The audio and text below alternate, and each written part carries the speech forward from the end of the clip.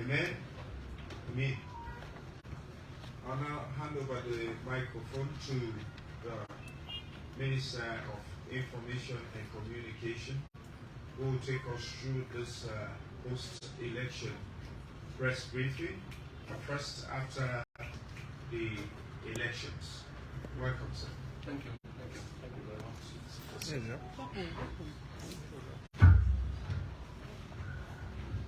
Good afternoon, colleagues. It's quite a pleasure to have all of us back in the same room after a little while, after a break, for very obvious reasons. We had to put boots on the ground. We crossed paths with some of you guys in the course of that. But all is well that ends well. His Excellency, Dr. Brigadier Julius Malabu had a resounding fourth round victory. So God be the glory. So we called you today so that we are able to talk about a few things. Already you are aware that there have been outpourings of congratulations from around the world, from as far as China, all over the world, from the African Union, from ECOWAS, from neighboring countries and all of them. I mean, you are also aware that in the same way that there have been quite a flurry of activities at State House in the last couple of days. Various stakeholder groups have been frequenting State House to congratulate His Excellency on his electoral victory. These groups have ranged from the Muslim community, Council of Paramount Chiefs across the country, traders union, bike riders, virtually everybody has been there to congratulate His Excellency, I'm told, including the Bar Association. I mean, you must have read the Bar Association letter. These are lawyers representing all shades of opinion. They have given the elections a very clean bill of health. They say the elections was in conformity with the law and it rises above board. We have seen that is the basis for congratulatory messages pouring in from the African Union, from the AU, the African peer review mechanism from around the world.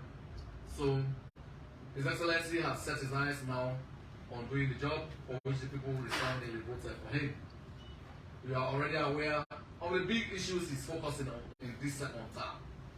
He's spoken about the 5 big game changers, one of which is feeding Sierra Leone. Every year, you are aware, we spend in excess of $250 million to import rice alone. You are also aware of the vulnerability that subjects us to when there is a global food crisis. So His Excellency wants to be able to tackle that. We are going big on food security in this term. His Excellency has also pledged to create 500,000 jobs for young people. He considers youth unemployment as a major security risk because the youth constitutes a future, probably 50% of our population. We cannot sit by and not get them to work. So there is a clear strategy to return to ensure that these youth are upskilled and they are able to either engage in entrepreneurial activities or they are able to be absorbed in the labor market. And this is very important. This is one of the ways you tackle poverty, roots and shoots. You also have the issue of the public service. You could recall in 2018 when His Excellency was declared winner, one of the first sets of people he met with was heads of that group was the civil service.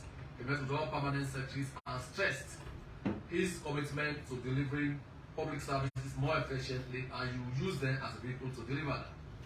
So as government, there is a commitment for us to not only professionalize the public service by attracting the best and brightest Sierra Leoneans to come to public service and deliver for our people. But there are also issues around incentivization, and motivation things that government will look at in this second term. So there are quite a potpourri of activities lined up to ensure that this country continues to develop. Already in the first 5 years, His Excellency has done a huge job, phenomenal job, for which the citizens of Sierra Leone have rewarded him on June 24th. They say the reward for hard work is more work. And His Excellency has told us, he has assured us he has the neck and shoulders ready to carry that body. It's going to require the support of each and every sierraleonean to get to the desired end state.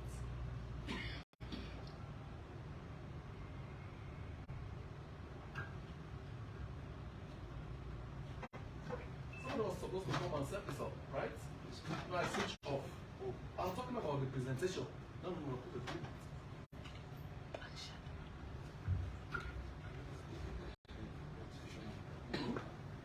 The actual app, how I sent it was. I called him, he was here.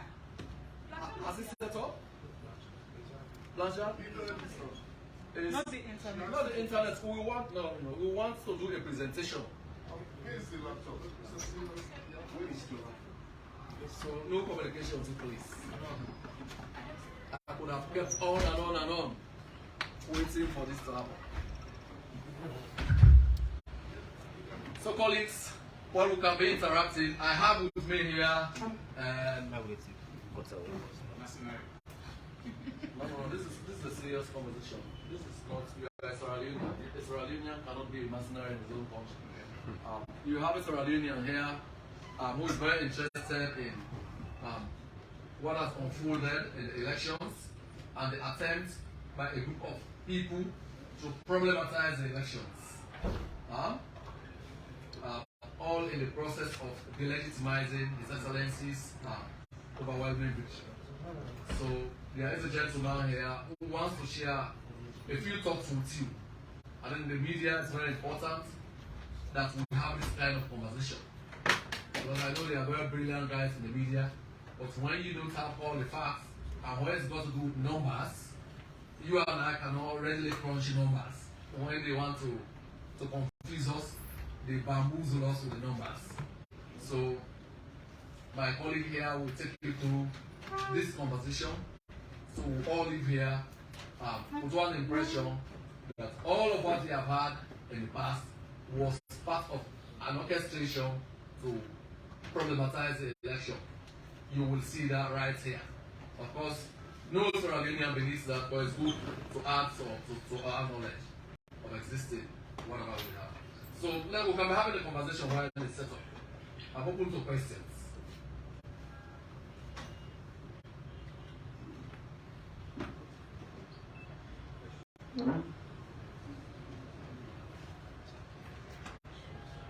So, colleagues, it's important to know that he has committed to delivering for us a united, peaceful, and progressive Sierra Leone, where all of us, every Sierra Leonean, from across every part of this country, will have an opportunity to realize their fullest potential.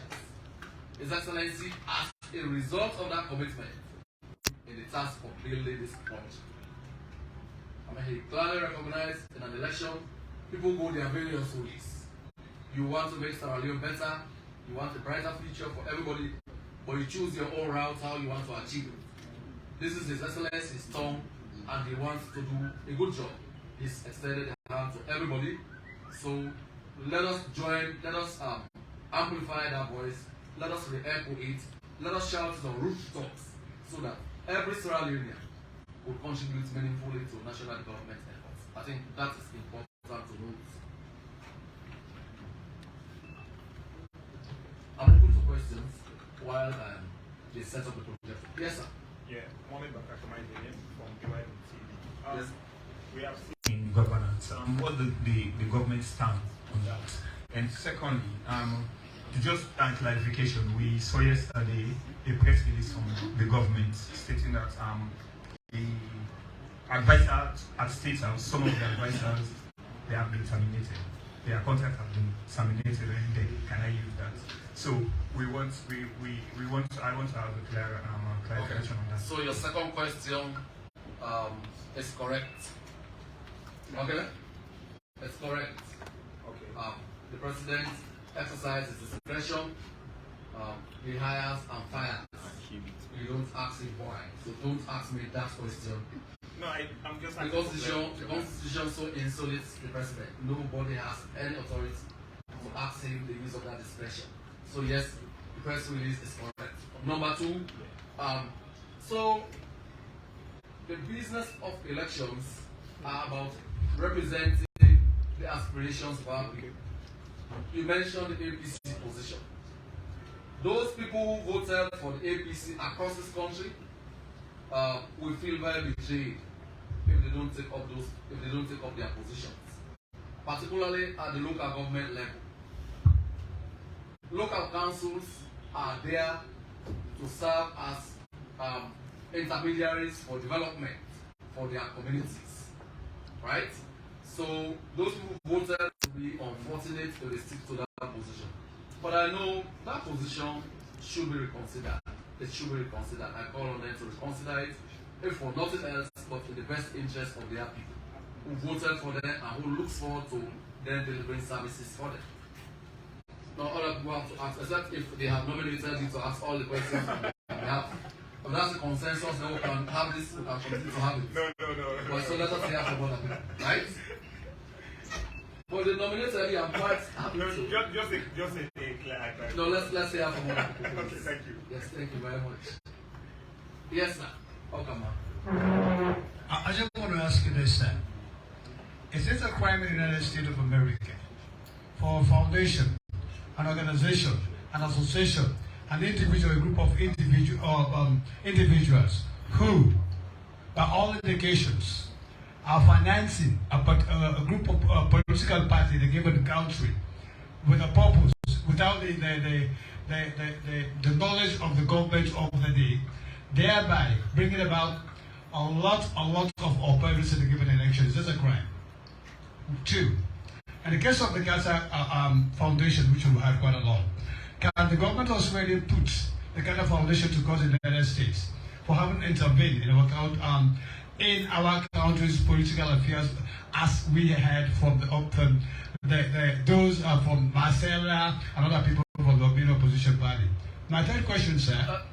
So, except if you have been entrusted, to ask the questions on behalf of your colleagues. Yeah. Let's keep it at that, please.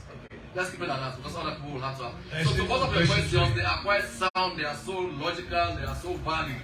But unfortunately, I would need to have a word with the Attorney General and Minister of Foreign Affairs and International Cooperation. Okay. That's slightly above my pay grade. Okay. Thank you very much. Next question.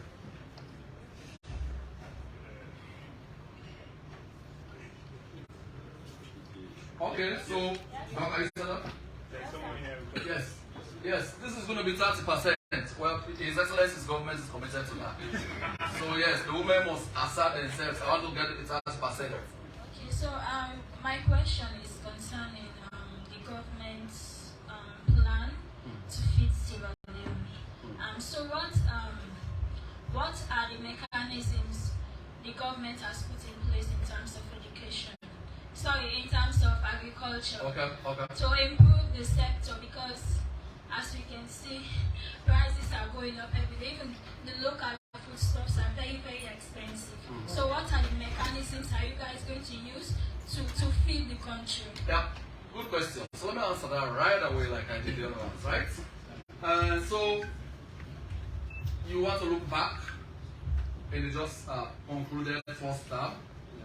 During that period, His Excellency's government embarked on what we call policy shift. As part of that policy shift, we ensured that we introduced machine rings across the district, and we introduced e-vouchers. Those machine rings were available to all farming communities across this country. We shifted away from the practice where machinery, farming equipment were given to politicians. This time it was for the communities, and they are grateful for that policy shift. Again, you had a voucher system through which farm inputs and others were distributed. His Excellency, realizing that hunger has dogged this country since independence, now wants to take a crack at it, and we know him. He is a very competent person once he pledges to do something. So what has he done? Already, before the end of the first term, I'm sure the trade minister here was part of that delegation to Southeast Asia. Remember the trip to a few countries in Southeast Asia, Vietnam and others? That was to ensure that we are able to repatriate expertise in there. We are able to drink from their well of experience. How did a small country like that become the bread basket of many Africans, many places around the world? So yes, we have started that. Again, sometime last year, he was in Senegal. He was able to secure a food compact for this country, $50 million from the African Development Bank. If you check the tweets now of Dr. Adesina, yes, it's clearly there. He's committed to accompany His Excellency on this food security journey. So that's already there. We also want to ensure that we use science and technology to improve yield. Right now, we see farming the same way Adam and Eve farmed back in the days at the start of time. Remember that? We want to bring technology, science, and innovation to be able to improve yields. We do harvest once a year. I think those are all issues that we look into. Already, the Sierra Leone Agricultural Research Institute has been rebooted. They have a new act. We want research to inform agriculture. So that is why it's been rebooted and it's been rolled out. So many things are already in place to ensure that His Excellency is able to achieve this dream in much the same way, or in probably a better fashion than we've been able to do with education. So watch this space. Does that answer your question, ma'am?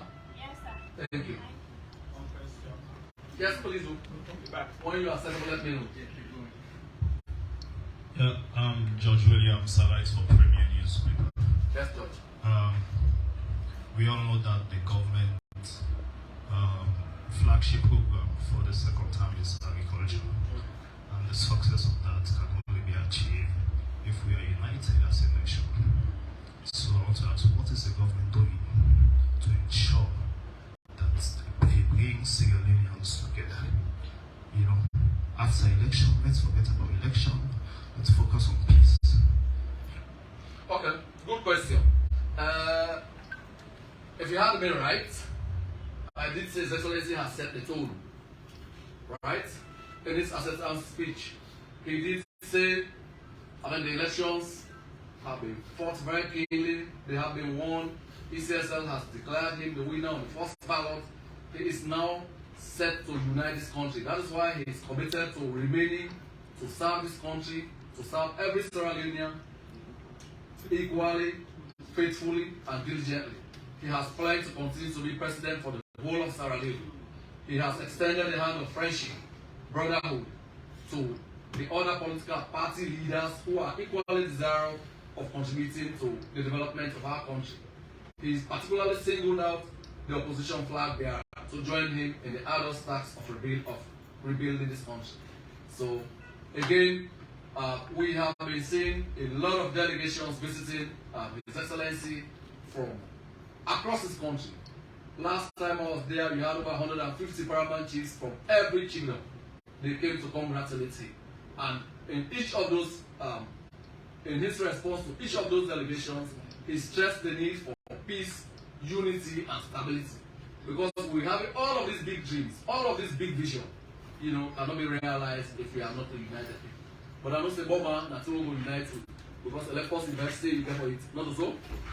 So that is something we should all rally around. His Excellency has been very clear. If you have read the manifesto, consolidating the gains and accelerating transformation, it's clearly indicated there that the President is desirous of a united, peaceful, and progressive Sierra Leone, where each and every one of us will thrive. So, commitment to national unity has always been a core mantra of this president at all times. So you, the media, also have a role to play. I think you have been very professional. You did a fantastic job in all the phases of the elections. I read the INC report.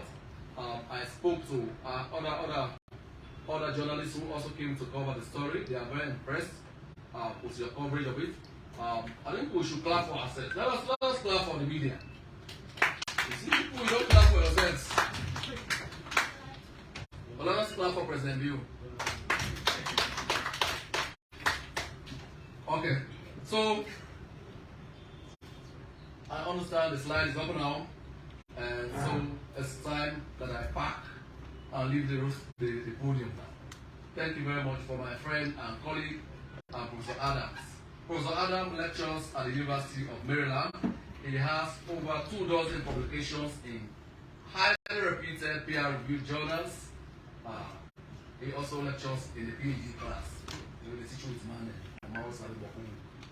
So we are all privileged to be his students today. So Professor, most certainly welcome. Thank you. I can stay here, right? No, get up, please. Let me also. Just here. Hold on, pull up over there.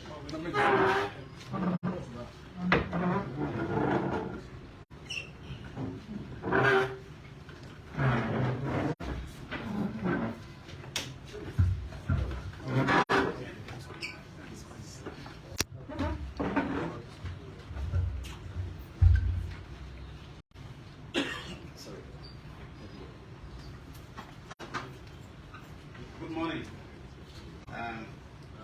Thank you to our minister. Would you like to use the mic? Well, as a teacher, I always believe the voice does me a better service than the mic. Yeah. Okay, I'll use the mic. Thank you for the introduction. And if that makes you feel better, 98% of all my students are whites. I don't have much blacks in my class. I had a few Indians and Chinese. Okay, so I'll be talking about the news BVT results that was published on the 27th and 28th of June.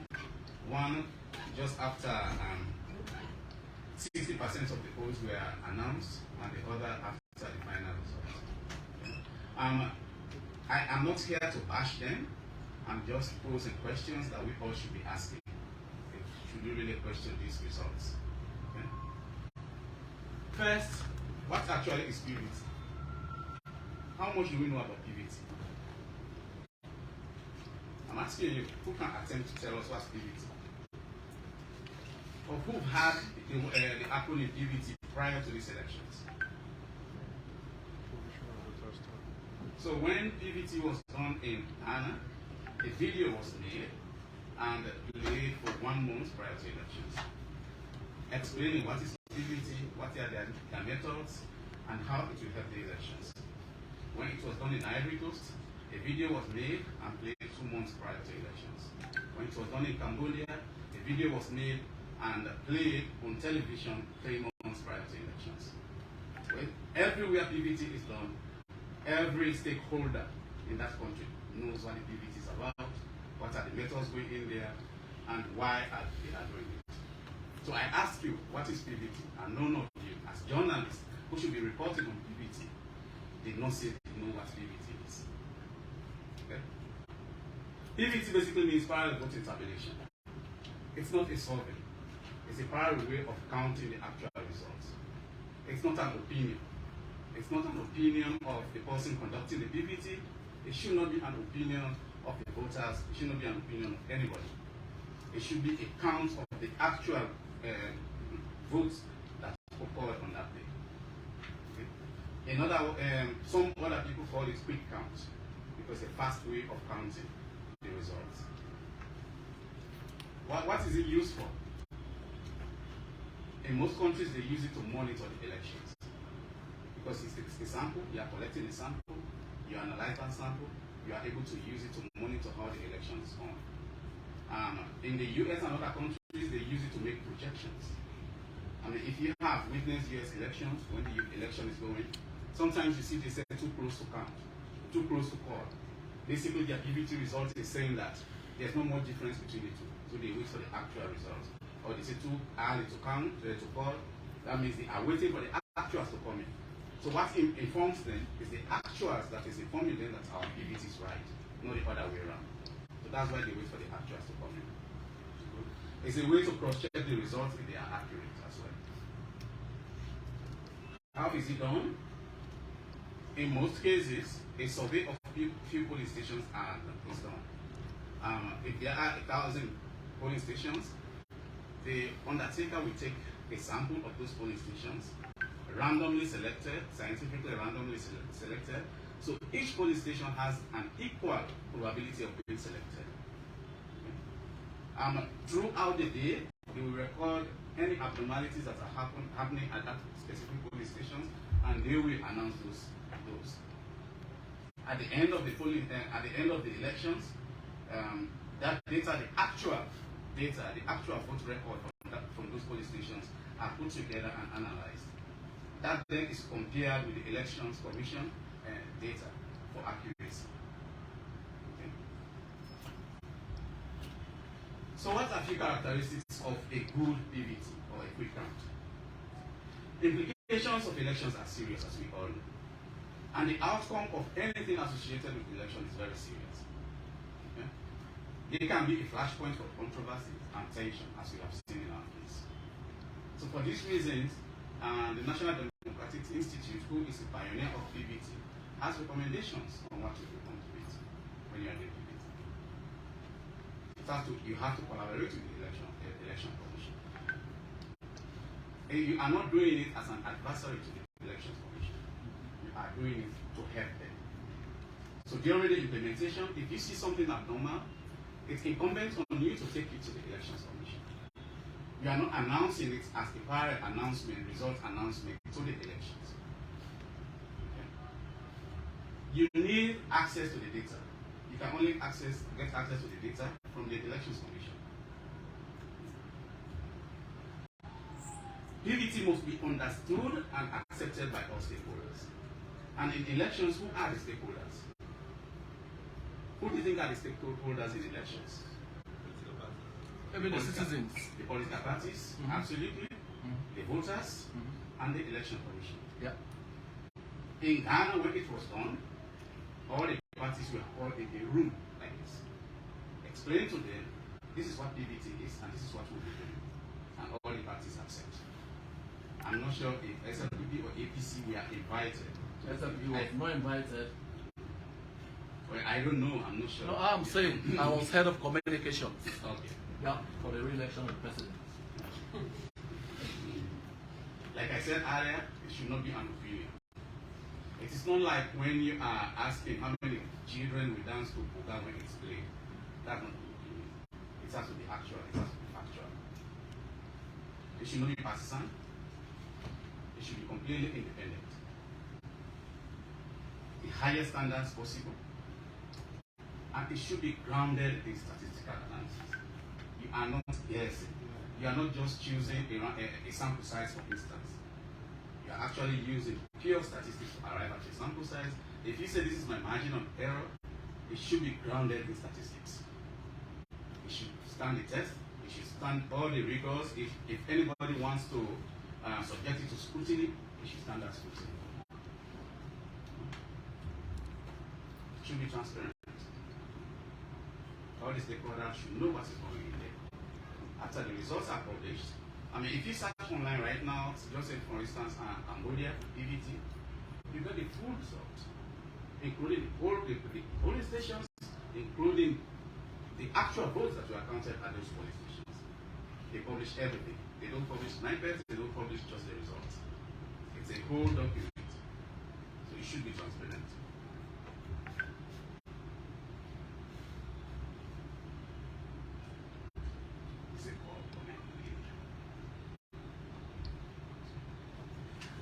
So should we question a news quick count?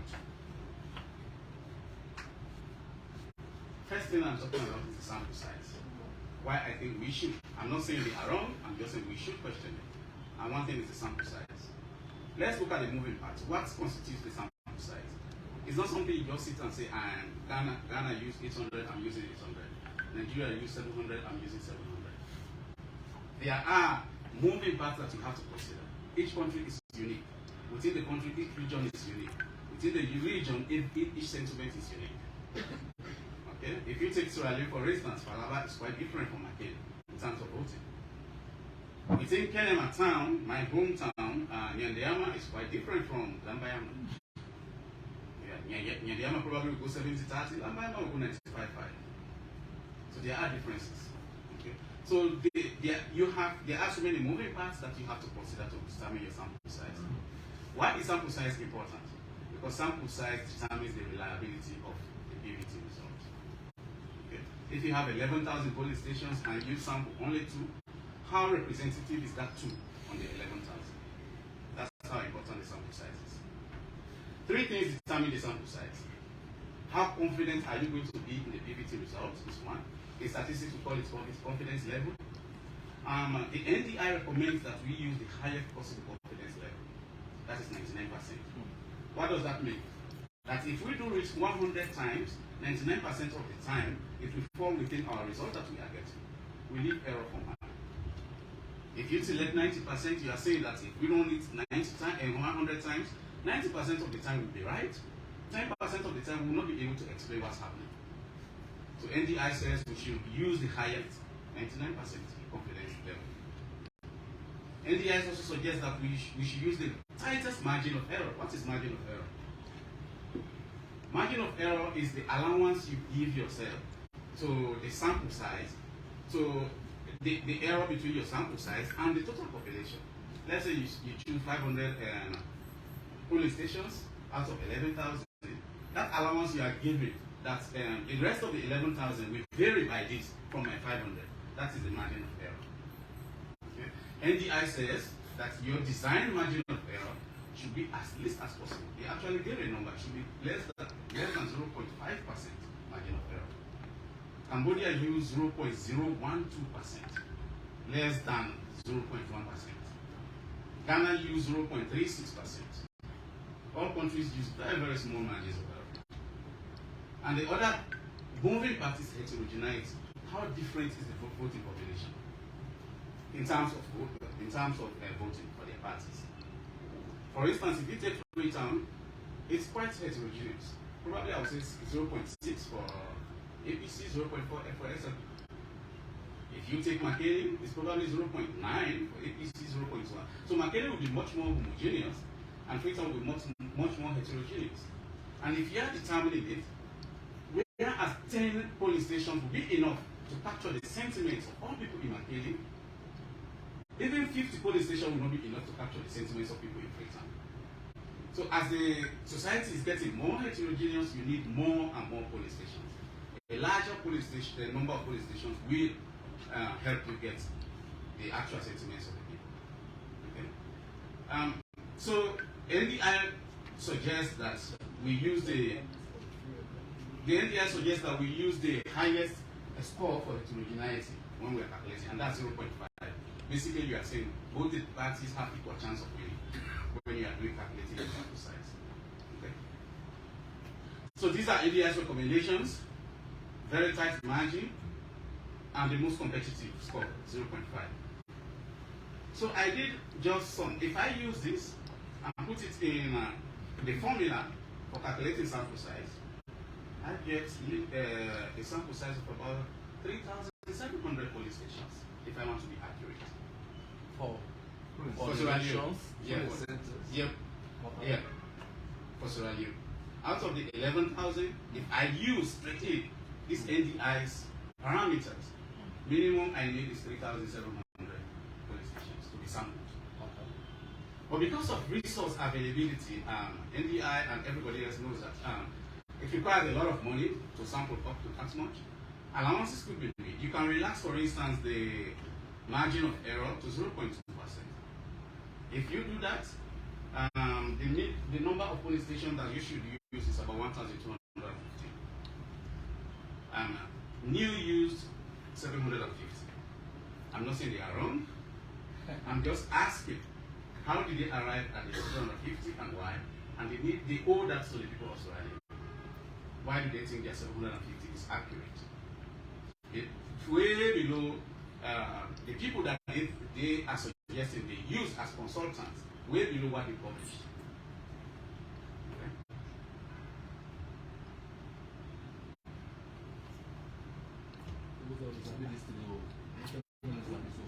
Yeah. The second source of question, why should we question? The margin of error itself. And to me, this is the most important. And I'll explain why. New reported two different types of margin of error. One for turnout rate 1.7, and for the presidency they reported 2.7% margin of error. Okay. I put the formula here so you can take your calculators and just calculate it. It's easy. It's as easy as you do it without calculations. You don't need anything to do it. Okay? I'm assuming they use the highest level of degree of heterogeneity. That is, APC had 5%, 50% of weighting, SAPP had 50% of weighting. If you put that there, the actual margin of error used for their sample size, their sample size is 750. So this number comes here. The actual margin of error should be 4.1%, 4.71%. They reported that. Why? Why they reported a number way smaller than what? So they're fake we? I'm not saying that. No, they're fake we. I'm not saying that. Just say it. So I will get to that. Okay. Why is this important? Let me show you why this is important. The turnout rate they reported is 7.3%. The president, they said we win 50.4%. These are their results. If you use the actual margin of error, at 99% confidence interval, I will be 99% confidence in my result. The turnout rate would have been anything between 72 and 82%. The actual is 63, so this is very close. But when they went to 1.7, they are saying the turnout rate should be maximum 79%. That shows the ultimate credibility of the election. I don't know if they did it on purpose. I don't know if they did it because they don't know what they are doing. But that's created doubt in the elections. If you take the president, if you use the actual margin of error that's associated with their own sample size, the president can get score will be anywhere between 45 and 55. This puts him in a range where he can win the election straight. So they were not supposed to say no runoff. Yes, that's their optimal. That's their. Even by their flawed sample and all. This is their sample. Yeah. This is their sample. So this is what the margin of error is saying. But because they reduced the margin of error to 2.7%, it says the president cannot win first round. So this is the most important part of their data. Okay.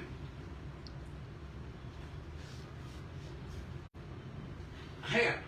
So even if you reduce, because I am using 99% confidence level here. If I reduce that to 95% confidence level, their margin of error should be 3.6.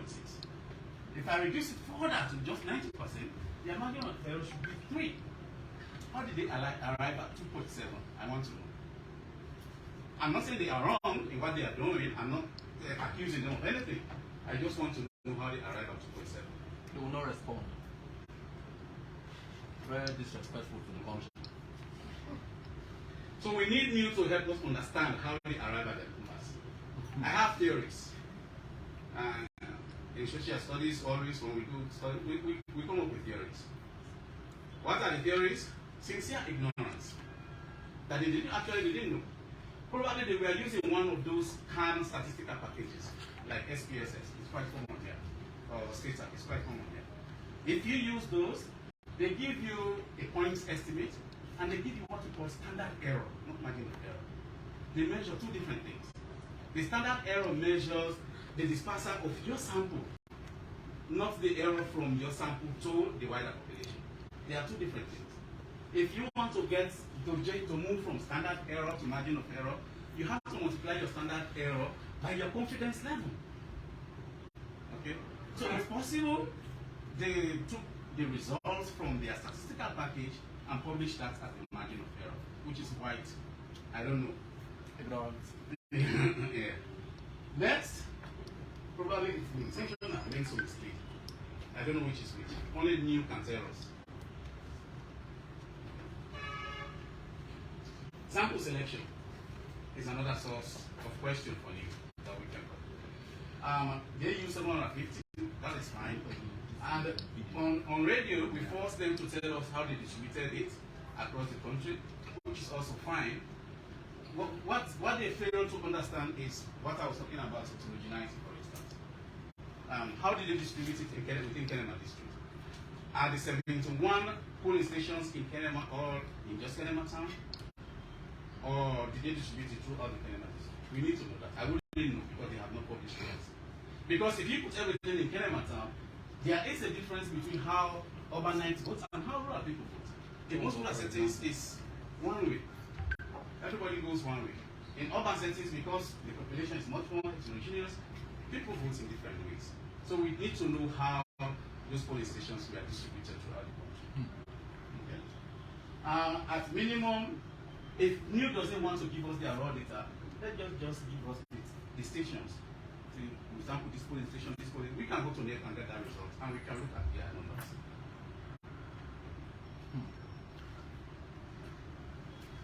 The other source, the turnout rate. NIL published that their average turnout rate should be 77 with maximum 79, minimum 75. So I did some analysis after 60% result was called. Okay? After the 60% result was called, if you subtract the remaining votes, the remaining registered voters from what was announced, and you run it at 77%, say the remaining, only 77% will vote, because that's what we is suggesting, the president would have received 45%, so 45.98% of the remaining votes for a total of 51%. This would have been his result. But what NIL failed to understand, or what NIL failed to do to capture is turnout rate in Southeast. We are a lot higher than turnout rate in the North and West. Okay? So more people voted there, more people voted per registration than here. So when I change those numbers to 88%, which is the average for Southeast, it's less than 98% that Pujan reported, less than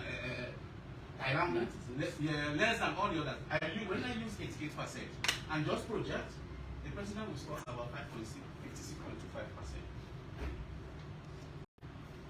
So it's possible that you actually missed the turnout rate for the Southeast and based their projections on turnout rate for the West and Northwest.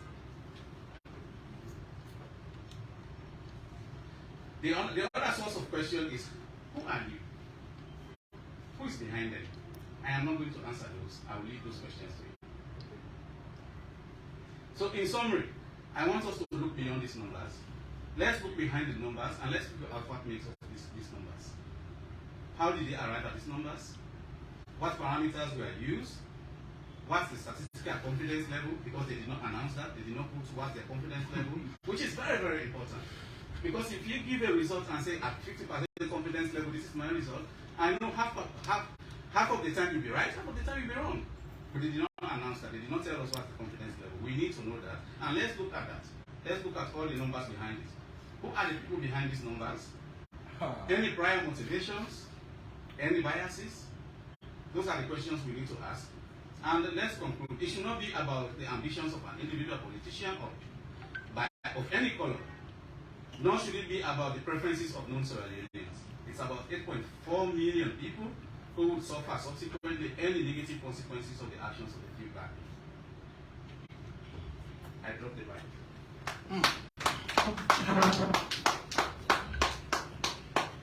I can answer questions on the presentation. Professor, thank you very much for this presentation. I enjoyed it. I mean, in all frankness, this has been a real school. Everybody who is here in this room should be able to contribute to the school fees. You all will, before you leave, everybody's going to pay some school fees. His Excellency has a free policy education running, but this is the Ministry of Information today. This consultant, wow.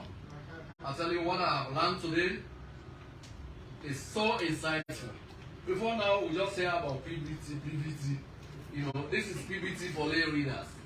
You know, you really laid it. And now we begin to ask the tough right questions. And I'm particularly moved by this one. It's about, should it be about the ambitions of individual politicians of any color? Nor should it be about the preferences of non-sierraleoneans. It's about 8.4 million people who suffer subsequently and negative consequences of the actions of few bad people who either want to continue making money in the name of Sierra Leone. You know, these issues are very rare. Professor, thank you very much. You know, yes. So he says he's open to questions. We'll let him take 3 questions, and now we'll draw the curtain on the press conference. Yes, sir. Let's start with the man here. Yes. Yes.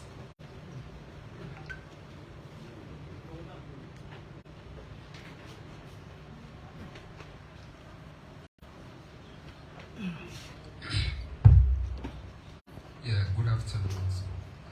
My name is Bobadan Kamai, report for New Citizen newspaper. My question to Prof. Now that you have educated us on the rudiments around PVT also, what I want to know now is what's your position on the report of New? Thank you. My position is clear. The questions I ask you to ask are the questions I'm asking, and that's my position. I want you to tell me how they arrived at their sample size. I want you to tell me how they arrived at their margin of error. I want you to tell me if they knew what they were doing or it's genuine mistake. That's my position.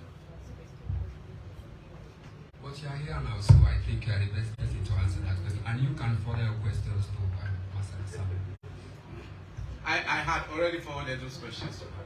I was on TV, I was on radio, and in platform. Yesterday, I was added to a group where both of them were, herself and Oliver. And they were, prior to my arrival, they were saying so many things. But when I arrived, and if you like, I can share screenshots of those, and I just posted, I said, can we please just replicate your study here? I'm not asking you anything, I'm not criticizing you. Let's just replicate it. Let's put the formula and let's just do the calculation together. And then it went there. Nobody answered, nobody responded. Up to today, nobody has responded. Nobody's going to respond. They knew why they did what they did. Yeah. So I'm we are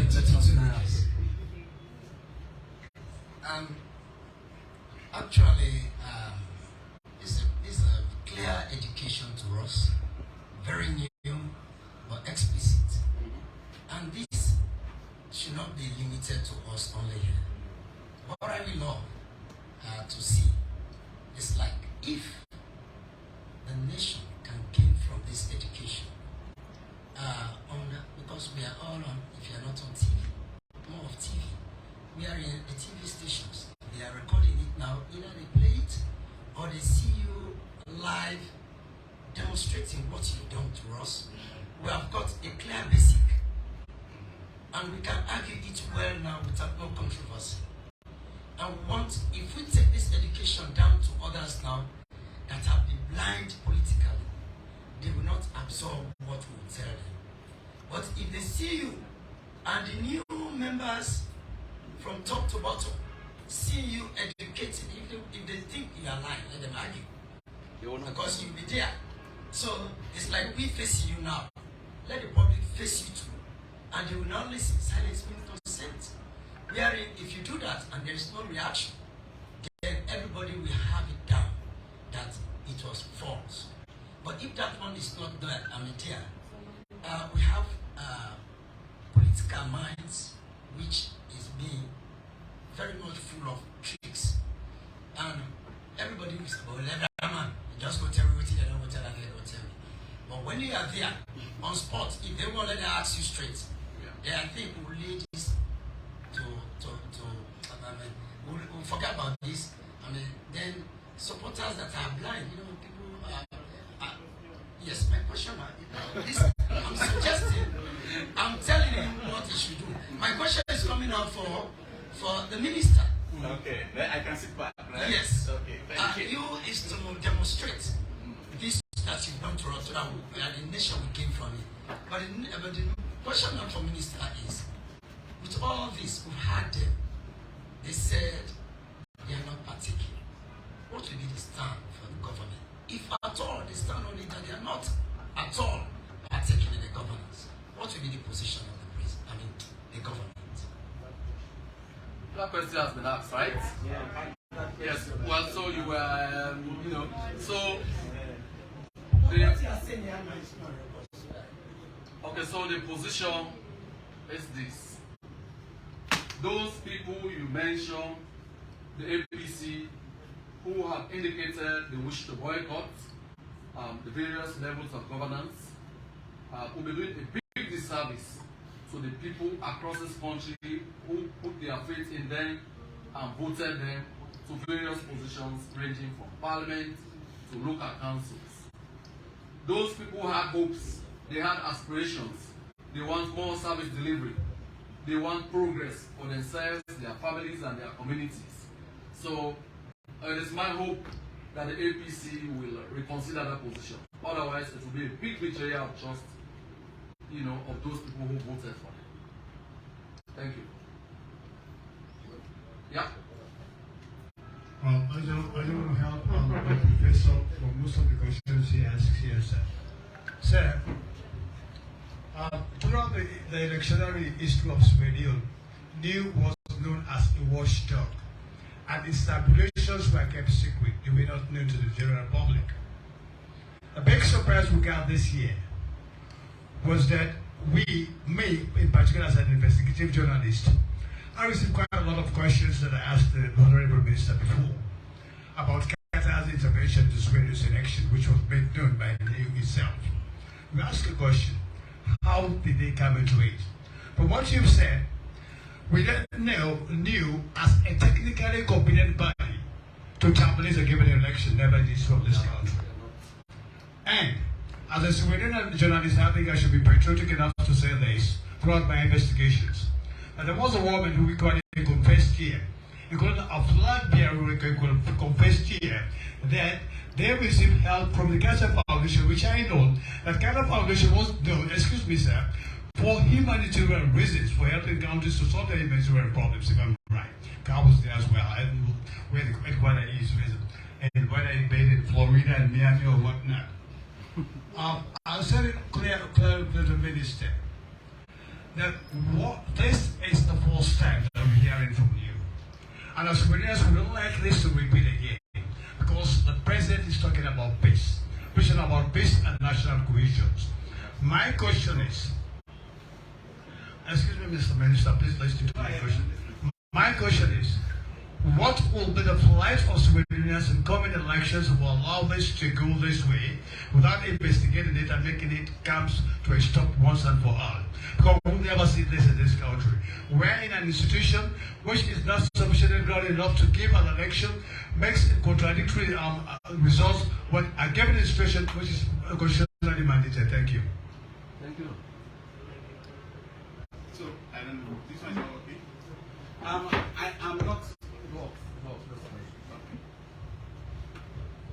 I'm not. I want to believe, and I hope I am right in my belief, that the Carter Foundation is misled, just like all of us reading the new numbers are misled.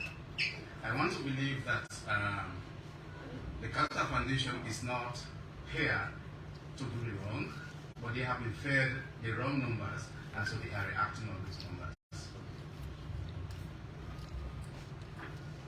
Yes. And I hope I'm right. So, okay. Can I ask? Yes, go ahead. Thank you. My name is Mohamed Masako. I'm a journalist.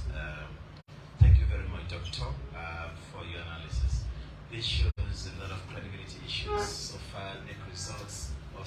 New results is concerned based on the analysis you've given us. The question is, are you in any way insinuating that New didn't do their homework? That's one. And secondly, Mr. Minister is not here, but this question is for him. New is a national institution. My question is New a registered member of NGOs in this country? If yes, can Sierra Leoneans ask New for them to give us their data as collected at various police stations across the country?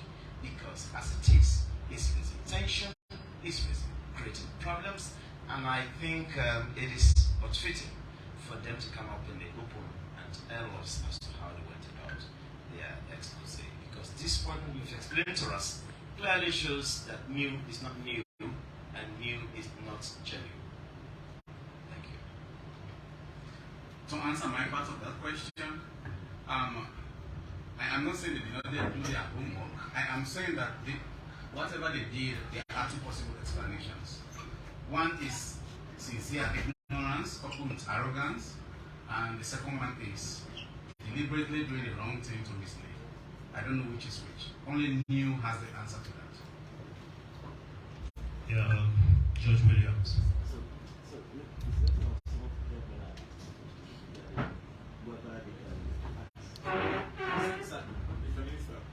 Sorry, you're not around when I asked.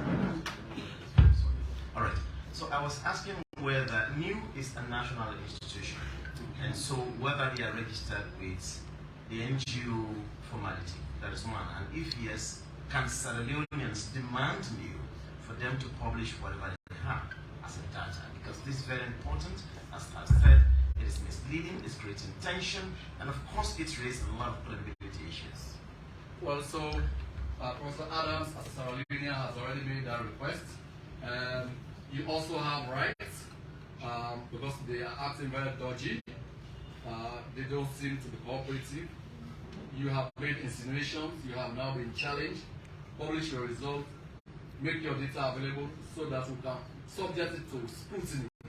You don't want to do that, but you simply were up to mischief, to fear election denial, right? And put the country on edge. So any citizen under the right to access information act would actually ask them, and the court should compel them to publish results. That is very possible. I mean, you have the right to access information act. There are provisions there that would. That's a very important national document. They should be able to make it public, right? Yeah, sure. Thank you. Thank you. Judge Williams, Professor Adams, your presentation clearly, unpicked some inconsistencies to that which New presented to the public. So as an expert, where do you think New get it wrong? And also, in what capacity are you speaking here? As a government consultant, or as an ordinary Sierra-Leonean? I will start from. I will answer the second one first, before I go to the first one. The second one is in what capacity? When the minister was introduced, he said that already. I owe everything to this country. I was destined to be a dog hunter, very not for this country. I will still be a dog hunter. When I went to college, I did not have anybody to pay my fees. Sierra Leone was there for me. When I graduated, I did not have anybody anywhere to get me a job. Sierra Leone was there for me. So I owe everything to this country, and I will do everything in my power if I see anything going wrong in this country. That's why I'm intervening. That's why I'm playing my part. And this is my small part. It's called patriotism. And the second part is, you said I cherry-picked. According to the NDI, as I was saying, when you are doing PVT, because of the importance of elections, as you know, that they are very important, when you are doing PVT, you should employ the highest of standards. Your statistical process should be tight-knit. So if there are holes, I am pointing to those holes. I am not looking at where it's good, where it's bad, where it's working. If you want to fix your roof, you are not looking at where it's not leaking. You go to where it's leaking. So that's what I am doing. I'm looking at where it's leaking and I'm calling it out. So if you can block them, we block them. Yes. We better draw the curtain now on this. Yes, Mr. Minister. Yes. Yes, sir. Thank you very much, Professor. You have helped us to ask New the critical questions. For serious national issues like this, you cannot just come up with theories and then you run away. We have to subject your research findings to some logical test. It has to stand the test of time. Thank you very much. You have helped us to ask new the critical questions, and you have opened our mind to things that we did not know.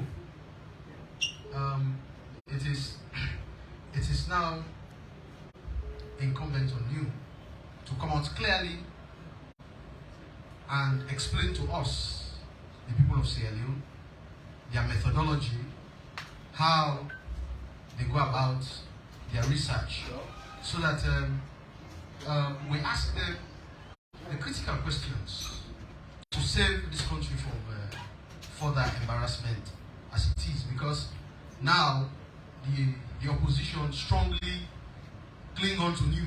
What new have actually presented is what they are holding on to. So it is good that we subject them to logical test. We ask them the critical questions, and they should be obliged to come out and explain to us clearly, whether by whatever means. As intellectual, you cannot just present your research findings and then you run away. No, we have to subject you to test. So, you, of course, we are calling on you to come out and let us have intellectual discourse. Subject them to scrutiny. They should be subjected to scrutiny, and let us ask them the critical questions. Yeah, thank you very much. So, thank you very much, ladies and gentlemen. It's been a really great pleasure. We have enjoyed the pleasure of your company. You have asked very, very insightful questions. We have reiterated to you, His Excellency's focus on the 5 big game changers, more importantly, for reconciling this country so that we are able to achieve our key and critical objectives as a country. Until then, these questions to Neil should be re-echoed. This is not the moment of Kakao no Eri. You have opened up a debate. We have to get this debate. I mean, because this debate clearly had the potential, to torpedo this country. You cannot announce it and run away from the debate. This debate is a new debate. We want this debate to happen. Let them come clean. I mean, Professor has been gracious enough. He's left some room for maneuvering. He either did it out of ignorance or there was an agenda failed by whoever. We will not allow anybody to pull wool over our eyes. We have to come to the very depth of this matter. Thank you very much. It's been a great pleasure. God bless you.